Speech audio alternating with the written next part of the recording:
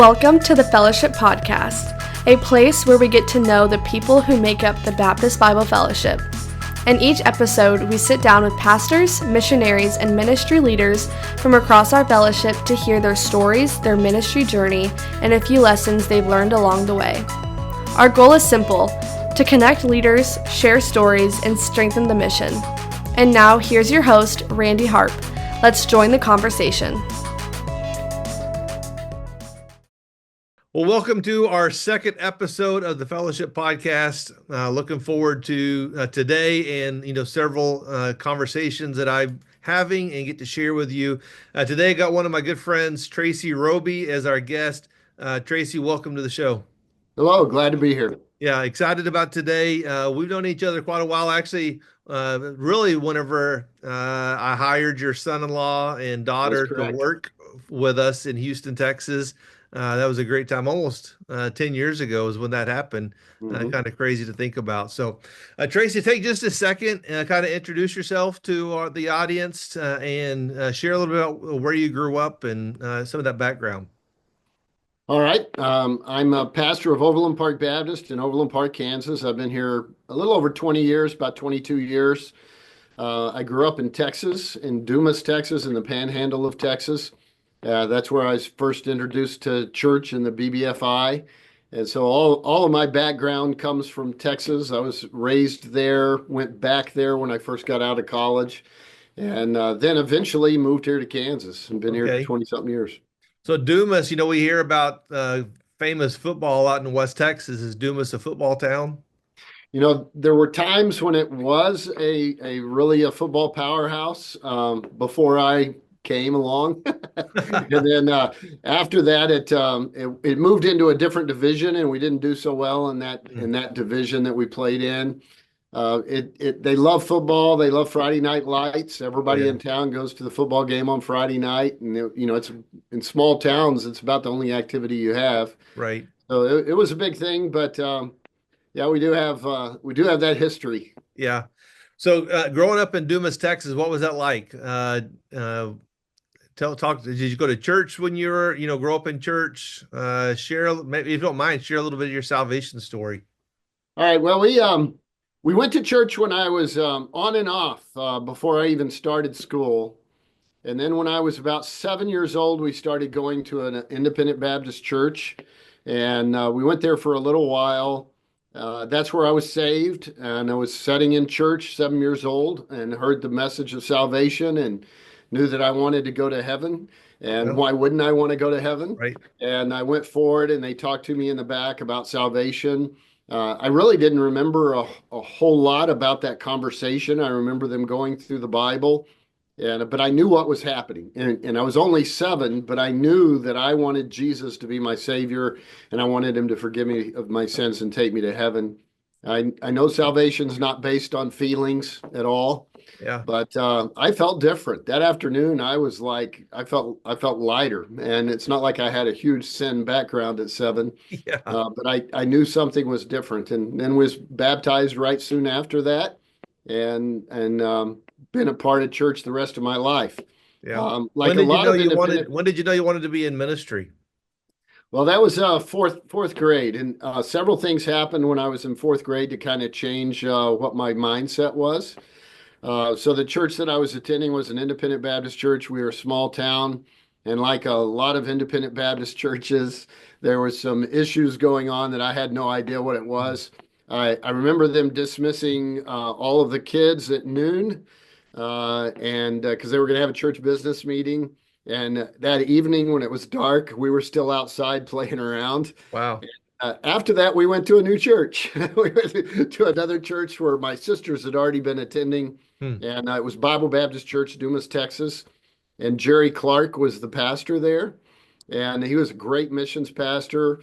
And when I first got there, there was this missions board that said Faith Promise Missions. It was like a 4x8 sheet of plywood, had lights around it, all stuff. And I asked my parents what Faith Promise Missions was. And they said they didn't know. But it wouldn't be long before we found out. Carl Boonstra came to a couple of missions conferences while we were there. always a big thing. They would dismiss all the kids, would all come into the auditorium for Sunday school and church, so you knew something important was happening. I remember him preaching a message on others. And then there were some personal things that were going on in our family at the time with an uncle, which is another long story. But I was 10 years old, fourth grade. I was in my room in the middle of the night, and I was praying to the Lord and said, if he would help me become a pastor, I would follow him. I would do whatever he wanted me to do to help people that were hurting. And he took me up on the offer. Wow. That's cool. And So most of your whole life, this is what you're going to do. Pretty much my whole life. I asked my pastor where I should go to college when I was in seventh grade, to be to Bible college, would give me some information on Bible colleges. And he said, you're going to go to Baptist Bible College. You had one choice, right? I'll do. Yeah, that was the choice. One choice. And he didn't give me any idea. I know now there were other colleges, but he said, no, this is where you're going to go. And so that's what I did. And so missions and Faith Promise Missions has been a part of my life right from the start. And I fell in love with missions immediately. Remember Carl Boonstra preaching and saying, for every $10 that you give, right now there's a soul that's being saved. What better investment could you make? And on the door going out of our church, there was a sign that said, you're now entering the mission field. I can remember Carl Boonstra telling me, even when I was in middle school, when I got to BBC at the time, Mission University, that I needed to take missions. And because then if you want, you can do whatever you want. But if God wants you to be a missionary, you can do that as well. I didn't do that. I didn't follow his advice. But because I always wanted to help as many missionaries as possible. I wanted to be a pastor because then I could go to every mission field. Right. I could support missionaries on every mission field, and I could go to the mission field, and I could support people to go to mission fields. And so that's always been the driving passion of my ministry, and my connection to the Baptist Bible Fellowship, because I fell in love with missions. Yeah, I was going to ask you that. How did you? Obviously, that church was a BBFI church, and Carl Boonstra was the BBFI mission director. I'm assuming when he was coming. Yeah, is that how you got connected to the BBFI? Yes, I probably didn't even really know what BBFI was growing up. I was told I was going to go to BBC, and we had missionaries in all the time, and so there was that connection. But then when you get to Springfield, you start hearing about the fellowship and the whole history of the fellowship, and that the strong right arm of the fellowship is missions, and I bought into all of it, and have never changed my mind that was our mission. Yeah. Now you mentioned your pastor, and you mentioned Carl Boonstra. Who are some other maybe early influencers in your life that kind of helped set the direction to be in ministry your whole life? So there's quite a few. My pastor was he loved missions, and he was a great preacher. When I went to college, I didn't even realize how well he had taught us through the Bible, and how much that he had helped me to understand about theology and the scripture and all of those things. I had a good basis, good understanding. Youth pastors were always, very impressionable for me. Had one was 5 years older than me, a Sunday school teacher. He went to BBC as well, but I kind of looked up to him. He was very athletic, and he's still a pastor in Amarillo. And he'd take me visiting, so we visited every kid in my grade level and invited them to church in the small town. So he influenced me a lot. His name was Randy Schrader. And then I had youth pastors, Tom Beard and Richard King. In a small town, you don't have a whole lot to do. So church was everything. Back then we had a prayer meeting like on Tuesday night. You had church on Wednesday night. You had visitation on Thursday night. You had youth activities on Friday night. Saturday was bus visitation. And I had some guys that I helped on a bus route that would take me around. And so anybody that would show us time always made a big impression on me. It's same as like Sunday school teachers. I remember being just wild kids in fourth and fifth grade boys Sunday school class, and we had a Sunday school teacher. His name was Chapman, and he was very calm, very laid back, very Texas country. Yeah. And we were very unruly kids. But I remember him teaching us Matthew 4:10, calling it a shotgun for the devil, Hmm. and telling us about the Bible is full of, war stories. And he really began to make the Bible come alive even when I was a little kid. So all of those Sunday school teachers, youth pastors, workers, I was impressionable by what was happening at church, and it was just because I knew I wanted to be a preacher was always kind of a part of who I was. Yeah. Well, that shows the importance and value of volunteers in the church. Amen. Yeah. So I know you were in Hobbs, New Mexico. Where else have you served in ministry prior to where you at in Overland Park? So I graduated in 1984, and then went straight to Lubbock, Texas, and worked at a church there, Bethany Baptist Church. It was sending a lot of students at the time to BBC. And I worked as a college and career director. Texas Tech is there. There were a lot of college students. Kind of worked in that ministry, and was there 6 years and realized that God wanted me to pastor. That was my goal. And when I was 28, I started pastoring, and worked in a mission work for a couple of years in Littlefield, Texas. Then I went to Hobbs, and I was in Hobbs for 10 years, and it was another church that it had good growth while we were there. And the missions program really grew while we were there. Really strong missions program. I served as the state president of our fellowship there for a while, and the director. So was involved with Baptist Bible Fellowship all the time that I was there as well. Yeah. And now you're at Overland Park. You said you've been there almost 20 years? I've been here 22 years, 23 this fall. Wow. What's kind of, I know missions is a big part. Kind of, how would you summarize the ministry there at Overland Park? Our church is passionate about missions. We've given over $16 million to missions now. Wow. We support about 140 missionaries.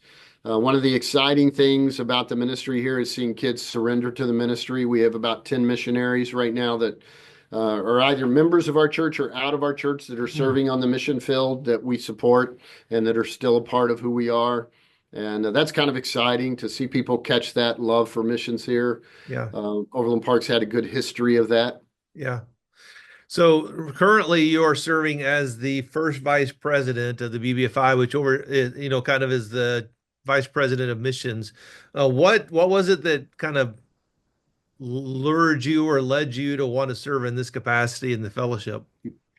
Well, honestly, the only reason I would have taken this on is because of the word missions.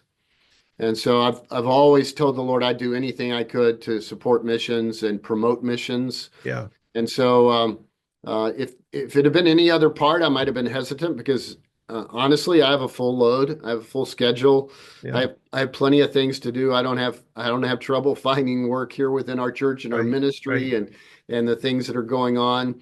And so it wasn't that I was necessarily wanting to just add another thing to the schedule or to the resume.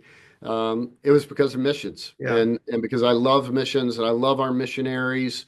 And I think a lot of times through the years, our missionaries have kind of suffered on the field because of all the changes that happen here while they're there, and they're there doing the same thing year after year after year, and then something changes here and it affects them. And I've always just wanted to be a stable support to who they are, where they know that there's someone that's on their side and that cares about them. So I wanted to not only help our missionaries, but also have a desire to promote missions here in the United States. Anything I can do to mission conferences or one thing I normally say yes to if someone wants me to help them with a missions conference, even if they want help in understanding a better way to do their missions conference, what works, what doesn't work. Yeah. If I can go, I can't be gone all the time because I have responsibilities here. But if I can work it into my schedule, I'm more than happy to talk to them on the phone or video chat with them or continue to just preach missions, even mission weekends or whatever I can. But that's the reason I said yes. Yeah. Understand. So the last year and a half or so, you kind of, you being on the executive committee, you've seen firsthand, really what's happening in the fellowship. What's something right now that kind of, maybe you'd say is exciting or, positive momentum you see in the fellowship? One of the things that was most encouraging to me, you come in, you really don't know what to expect. And so you come into a group of guys that we have on the executive board right now. And I wasn't there maybe 5 minutes at the first meeting we had. And it was easy to see that they all had a love for God and that they had a love for the mission that He's given to us, Mm, and that we were really all on the same team, yeah. and that we had the same goals, and that we had the same passion, and that all of us wanted to promote the fellowship, and they were all there because they want to do what God has called them to do to help our fellowship. And we all know it's not a secret. We've been through tough times. We have that history of Baptist separatism, Yeah. and everybody does everything their own way, and everybody wants to do things different. But it's really a blessing to come into the inner working of that and see that, hey, we are all on the same page. Yeah. And we just want to help churches, and we want to help churches fulfill the Great Commission. We want to help churches do what they're doing more effectively. We're not trying to make cookie cutter churches. We're not trying to tell you what your preferences might be, Yeah. and it doesn't matter to us how you do things when we all believe the same thing biblically. Doctrinally, we're on the same page. Scripturally, we're on the same page, and we want to see souls saved, and we want to see Yeah. churches thrive. And so, all of that has been very encouraging to me to see that that's the goal, that's the purpose, that's what we're moving towards, and there's not some other agenda, because Right. there have been times I thought, well, it seems like there's this agenda, there's this other direction things are going, but to find that everybody wants to pull together to fulfill the Great Commission, that's encouraging. I'm willing to get on board with something like that. Yeah, that's good. So as a leader, leaders have to keep learning and growing. What are some things that you do on a consistent basis to help you grow as a leader? Is it reading? Is it going to conferences? Is it listening to podcasts? What are some examples of things that you do to help grow as a leader? So honestly, that's probably changed a little bit over the last 40 years, right? So I've been in full-time ministry for 40 years. And I think there's some periods in my ministry where some of those things have changed. Mm, There was a period when I did a lot of work on trying to personally learn about leadership skills. Um, I know that what you think of John Maxwell, but I read every book that he had yeah. and other leadership books, and I felt like they helped me be a better leader individually. And so then I read all of the other things that I can find on church growth and those kind of things. But now I'm at a point where I feel like I'm implementing the things that I've learned. And honestly, on a week to week basis at this point, I probably have enough just keeping up with what I'm doing Yeah. on a regular basis, Yeah. like getting ready for sermons and getting ready for the ministry that I have. That I feel like I've kind of settled in to do ministry. And even though I've been here 22 years, I think it was kind of a slow process. I wasn't in a hurry. But I really feel like the vision that I originally had for our church and the direction has come together after Yeah. after COVID. In the last four or Mm, 5 years, it's really beginning to become all that I envisioned that it would be, and in reaching souls and getting them into the membership and getting them discipled. And so all of those things that we work towards in building people is kind of happening now. yeah. And so I get to train other people and disciple other people. Yeah, all of our staff disciple. They have to disciple someone continually Yeah. that they've reached. So it's really become a point now where it's nice to be able to be comfortable in the place that I'm at doing what I'm doing. Yeah. Talk about what you just said a minute ago, I think is important. So you've been there 22 years and you said really just the last 5 years, it's really taking on the vision that you had 20 years ago. A lot of guys will go into a church and want to make changes right away. And if they get frustrated when their vision isn't become a reality in the first couple of years, other than Absolutely. just being patient, what would you say to some guys that may be going through that right now? So my circumstances coming in here were kind of probably unusual. We didn't really get into that, but the pastor that was here before me was here 30 plus years, and he was very successful. And so I knew at that point, 20 years ago, historically, when a guy comes into a church that has been established and had a strong, successful leader, that a lot of times the first guy in ended up kind of being a fall guy. Yeah. And I knew that coming in. The reason I came is because I believed in the mission of the church and I believed in the mission of the former pastor, Jerry Byers, who probably is one of my greatest mentors of my entire life. I Yeah. believed in what he was doing, and I believe he needed the help. So I initially came to help him and to lift his load. Mm. And then his goal was to work himself out of a job, which he did. And then I wasn't here very long until he had a quadruple bypass and wasn't able to come back to the ministry a whole lot after that. Mm. And he just kept working himself out of a job. And so there was a long time that I kind of kept going things going the way that they were initially, and but implementing changes and implementing things that needed to be done. He gave me full reins to the ministry from the first day that I was Mm. here, and anything that I wanted to do, and he really wanted me to implement my vision immediately.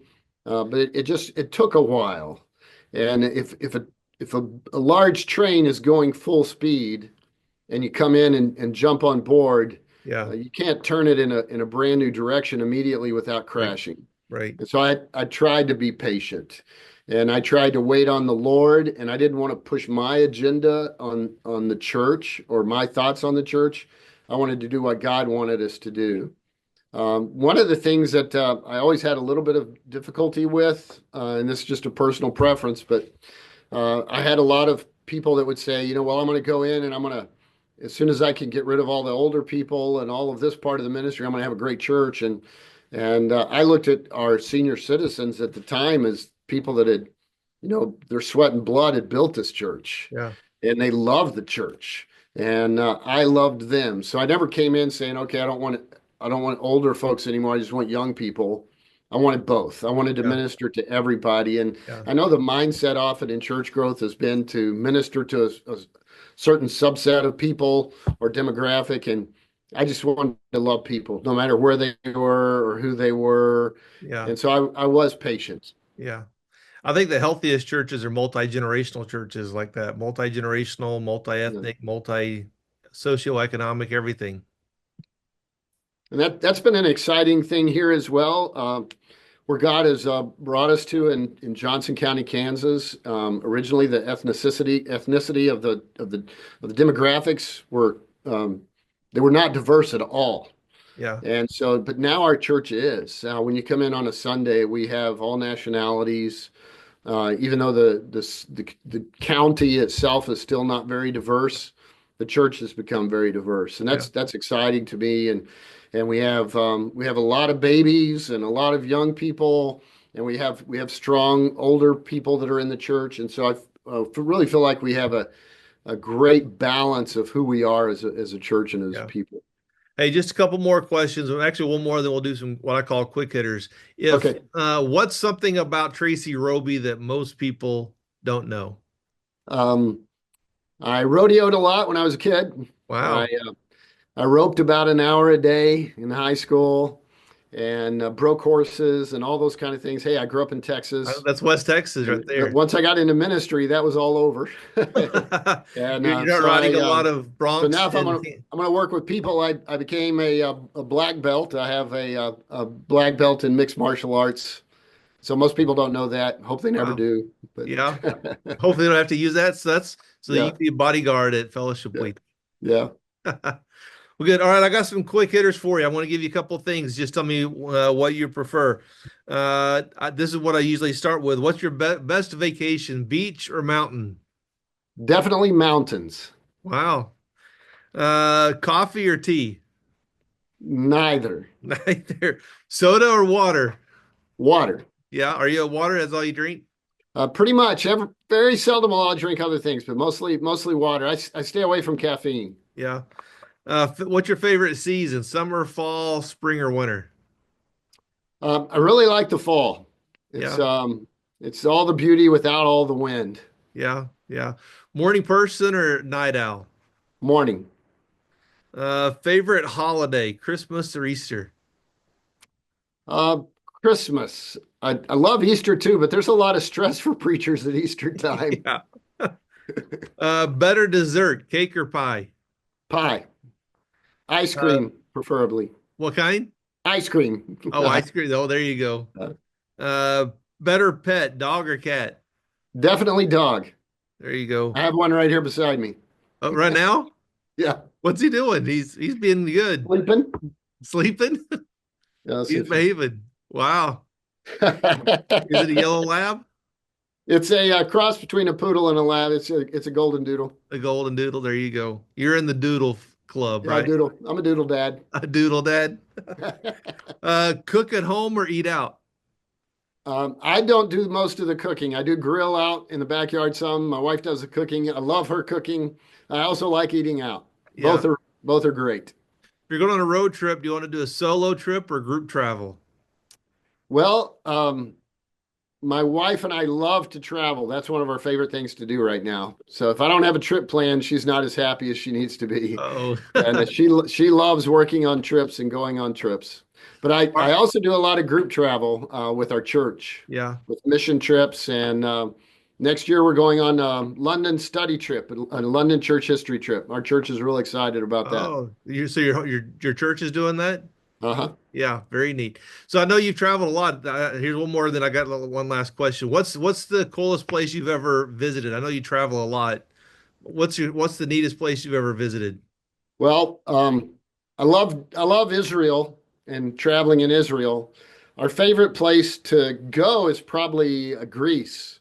I like the history there, secular history, church history, beautiful country, and also it's my favorite place to eat.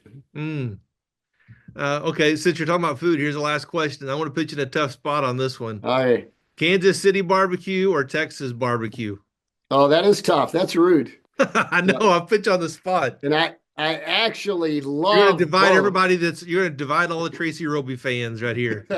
I love both. I can take you to eat barbecue in Kansas City 5 days in a row and it'll be totally different and I'll love it. We can go to Texas and their barbecue is totally different than Kansas City barbecue.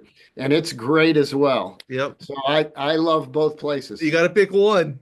I love both equally. All right, I'll let you get away with that. I'll let you. What's the biggest difference between Kansas City barbecue and Texas barbecue? Like in Texas, you can get beef ribs a lot of times. In Kansas City, they always have pork ribs. There's a big difference in those two. Yeah. And then also the way they do the brisket in Texas is a little bit different than the way they do it here. It's more of a dry rub. Yeah. And there's a lot more sauce goes on everything here. Yeah. I was going to say Kansas City's kind of known for the sauce. I would say more so. Yeah. So, well, good. And Tracy, burn-ins. Kansas City's burn-ins. That's true. What's the one restaurant that's famous for the burn-ins? Well, we have several that are. Q39 is probably the most popular at the moment. That's what I was thinking. Q39 they got the best burn-ins. So they're good. So good. Any parting words of wisdom, Tracy? Well, I appreciate letting me visit with you today. And I do love missions and I love Baptist Bible Fellowship missionaries and they need our love and our support. They need us to be behind them 100%. Yeah, good. Well, Tracy, thanks for taking the time to be with us. And for everybody listening or watching, thanks for joining us on this episode of the Fellowship Podcast. Looking forward to sharing many more conversations with you down the road. Thanks, Randy. Have a great day. Bye.